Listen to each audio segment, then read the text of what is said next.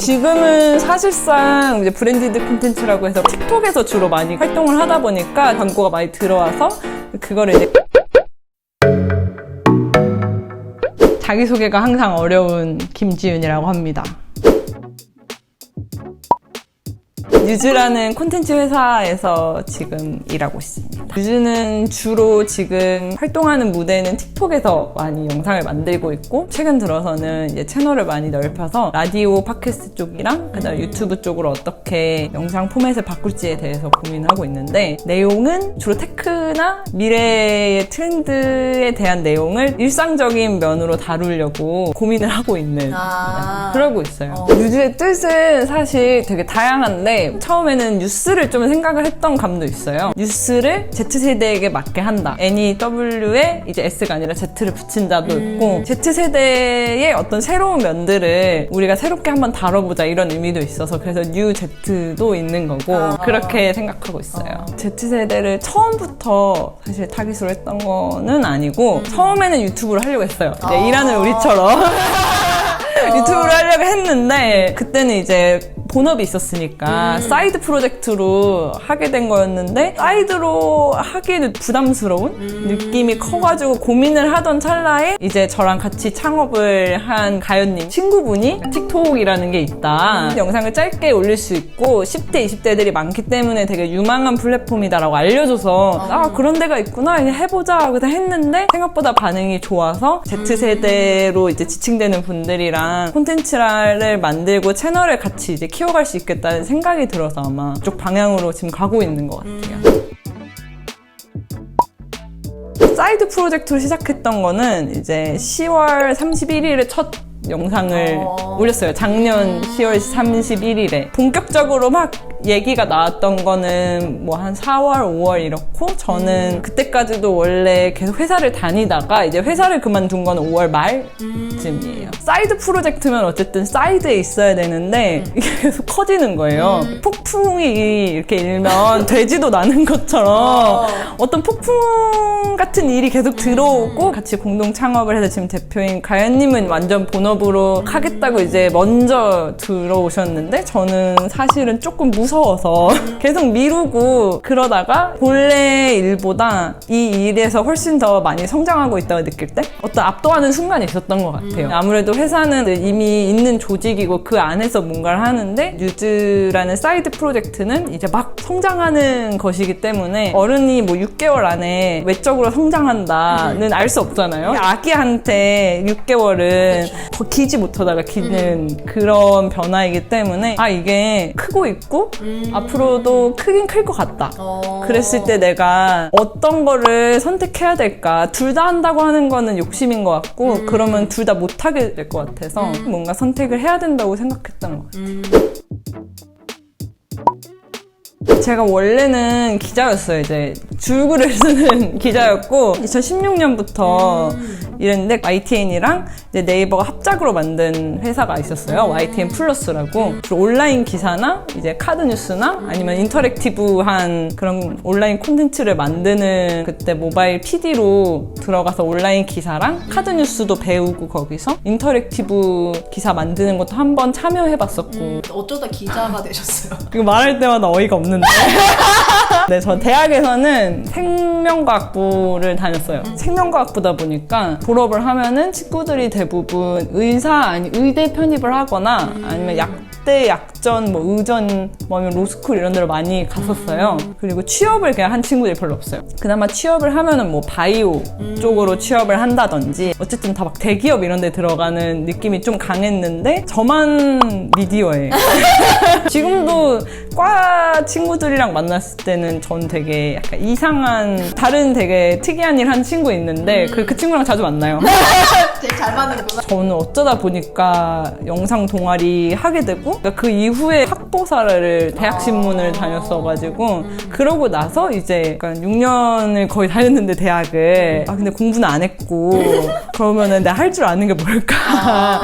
당장 취업은 해야 되는데 그랬을 때 이제 풍월로라도 이제 을퍼스니 약간 이쪽으로 가야 되겠다 싶어서 그때 그래서 준비를 하게 됐던 것 같아요. 기자 생활은 만족스러우셨나봐요. 그래도 계속 그 기자 일을 하셨던 거 보면. 콘텐츠를 만드는 일은 일단 맞았던 것 같아요. 적성에는. 다양한 다른 콘텐츠나 정보도 많이 보고 사람도 많이 만나고 약간 돌아다니면서 일을 많이 하는 게 저한테는 아 이게 나한테 맞네 약간 그런 느낌에서는 기자 생활이 좋았고 그러니까 콘텐츠 제작자가 아니라 또 그 안에 굉장히 세부적인 기자 생활에서는 사실 잘 모르겠다는 생각도 있어요. 군대 문화가 굉장히 강하기 때문에 기자들은 저는 근데 이제 그 안에서도 디지털 쪽에 있어서 되게 선후배끼리도 막 그런 군대 문화는 없었으니까 근데 이제 직간접적으로 보게 되는 그런 기자들의 생활이나 문화가 나의 미래가 되는 게 맞을까? 이런 생각은 되게 많이 해서 그냥 궁극적으로 기자를 벗어난 거는 뭐 저한테는 맞는 선택인 것 같아요. 근데 아직 뭔가 햇병아리여서 창업에 대해서 뭘 말하기는 어려운 것 같고 창업을 하니까 내가 세상을 몰랐구나.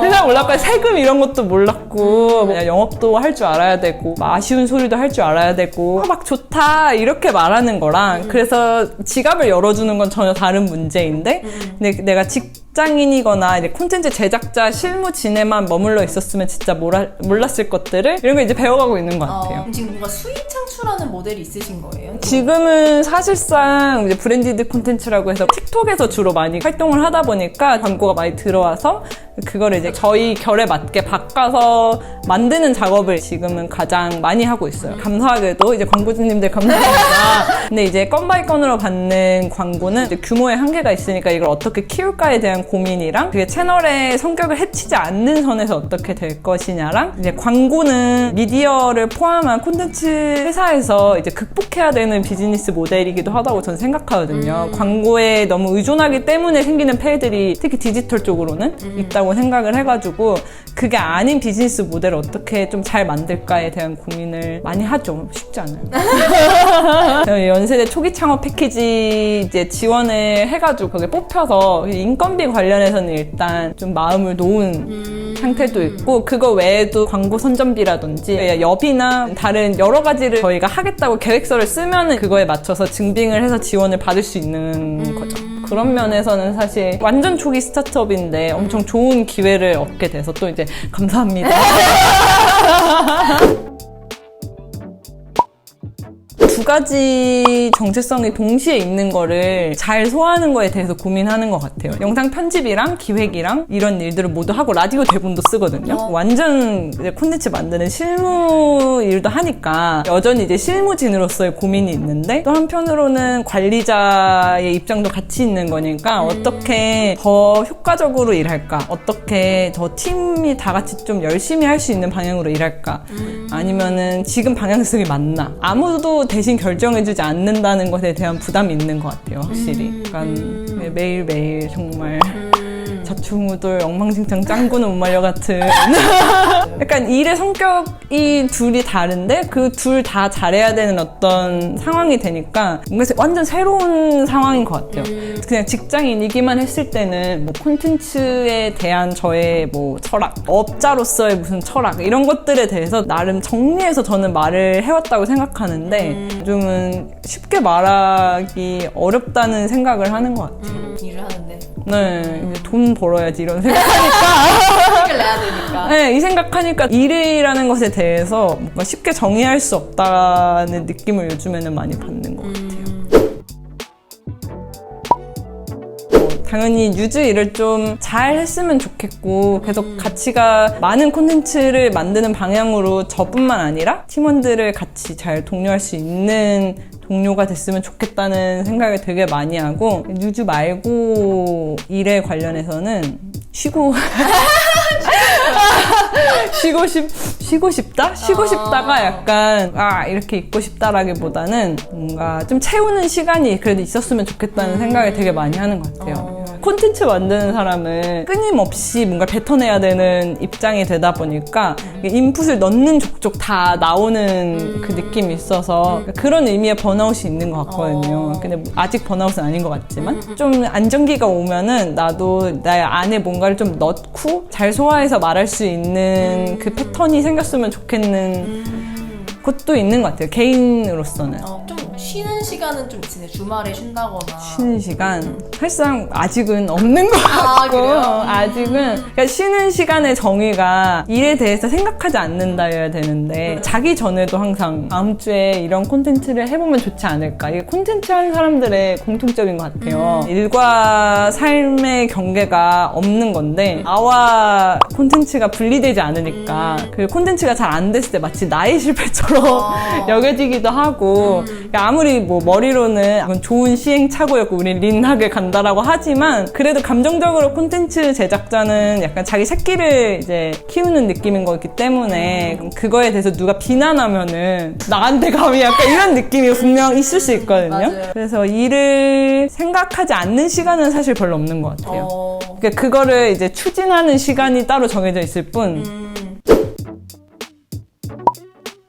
약간 이 의미도 지금 과도기를 겪으면서 좀 바뀌고 있기는 해요. 전 되게 제가 쓸모 있는 사람이라고 인정받는 거를 항상 갈급했던 것 같아요. 어렸을 때는 공부를 잘해서 내가 쓸모 있는 사람, 커서는 이제 능력이 좋든 뭔가를 해내서 내가 쓸모 있는 사람, 버려지지 않는 사람이 되는 거에 대한 개인적인 항상 갈급이 있었는데 이제는 창업을 했으니까 저를 버릴 사람은 없고 그러다 보니까 약간 이게 뭐지? 이런 느낌이에요. 요즘에는 오히려 일을 할 때는 최소한 제가 막 노력해서 뭔가를 하면은 인정받는다는 명확함이 있어서 일에 매몰될 때가 엄청 많았는데 이제는 남의 평가가 아니라 내가 기준을 잡아서 해보고 안 되면은 다르게 또 해보고 약간 이 과정의 반복이 되니까 예전에 그 의미에서는 바뀌고 있는 것 같아요. 저는 그게 건강한 것 같아요. 그러니까 언제까지 남의 인정과 내가 쓸모 있기를 원해서 이제 쫓아다니는 그런 삶이 이게 지속 가능하진 않다고 생각을 하거든요. 이게 첫 번째고 뭐 마지막으로는 팀원이 생기니까 이게 새로운 느낌이었어요.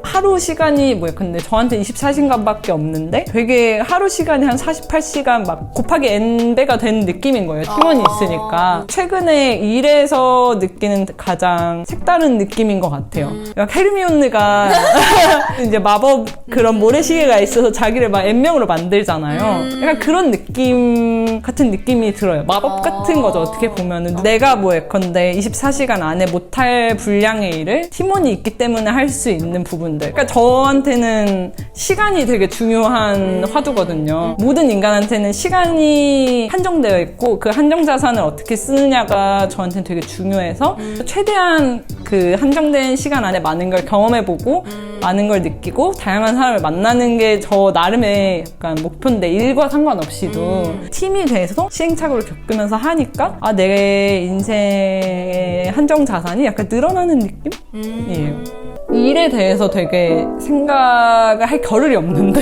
그리고 일이랑 지금 생각하는 일 사이에 약간 과도기에 있는데 딱 그런 과도기에 방황하는 제가 영상 기록으로 남게 돼서 새로운 것 같아요. 분명 나중에 이제 보면은 진짜 얘는 왜 이렇게 아무 말을 했을까 분명 그러겠죠. 근데 그래도 이때의 저는 이 시간에만 존재하는 거니까 재밌을 것 같아요. 재밌었어요. 네. 감사합니다.